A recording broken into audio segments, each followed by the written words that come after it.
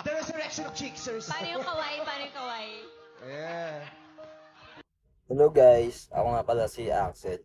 I just want to clarify lang sana yung nangyari kahapon sa segment ng Showtime, yung especially for you. Kasi ito yun, yung syempre hindi ako napili. Lalapit na ako kay Christine, syempre si Christine, nakaamba na yung kamay niya na appear. Ginawa ko, nakipag-appear ako sa kanya, tapos hinawakan ko yung kamay niya. Ang bala ko talaga sana ay bro code. Yung bro code na yun, yung shake hand, after na shake hands, yung didikit yung balikat sa balikat, tapos tap sa likod yung kamay for comfort, ganun. Kung kunyari may kakilala kayo, may kaibigan kayo, ganun. Eh sa akin, mali ko kasi, hindi ko naman siya kasi kilala. Pero ganun talaga kasi yung parang nakasanayan ko sa aming mga magtutropa. After nun, yung pagkaano ko ng top niya, ang mali lang kasi dun, yung sa angle ng cam. Ang kala kasi, halikan ko siya. Hindi ko intensyong halikan si Christine. Ang gusto ko lang talaga yung bro code. Tapos, syempre hindi siya comfortable sa bangkuan niya nung oras na yun. Kasi mali talaga yung bangko. Kailangan mo talaga yung yumuko para mapalapit sa kanya. Ang ano kasi dun, kala sa angle ng cam, halikan mo siya. Doon, tas nagsigawan sila, may guys, ganyan. Ako na blanco na ako, syempre, tas napatingin ako sa mga audience. Parang feel ko talaga, sobrang napahiya ako kasi madedemanda ako na wala naman akong masamang intensyon. Tapos ayun, yung feel na gusto kong mag-walk out o kaya umiyak na lang, ganun. Pero hindi ko ginawa.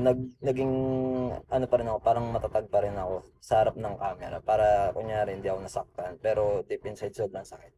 Uulitin ko po, hindi ko po talaga hahalikan si Christine ng time na yun. Walang nakawang halikan naganap, wala po. Ang naging ano lang po kasi talaga dun, yung angle ng cam, tsaka reaction po ng mga tao. Na feel nila, nagsigawan kasi sila nun eh. Kala nila halikan ko, pero hindi po talaga. And then parang na ano talaga ako sa pagsigaw ni Meme Vice. Doon na ako na blanco. Kaya wala na ako nasabi nun. Parang na speechless talaga ako nun. Pero sana po sa mga nagbabash po dyan, yung mga nagko-comment ng hindi maganda, stop na po natin yan kasi nakakasakit na din po kayo. Ang hirap din kasi sa social media, yung mas pinaniniwalaan nyo yung napapanood nyo at nakikita nyo. Hindi nyo inaalam muna kung ano yung totoong nangyayari bago kayo mag-post ng kung ano-ano. Tsaka hindi nyo alam kung nakakasakit na kayo, ganun. Gusto ko lang din naman mag-sorry kay Christine kasi nadadamay siya sa mga ano, sa mga pambabash sa akin. Ayun lang.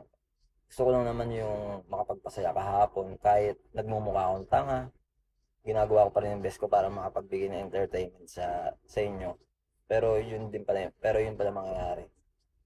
Again po, sorry po sa lahat kung may nagawa man ako mali or hindi man maganda yung ginawa ko. Pero alam ko po sa sarili ko na wala akong intensyong masama. Sana po, stop na po natin lahat ng mga ganyan sa pagpapakalat ng mga fake tsaka uncut version ng mga videos. Yun lang po. Salamat po.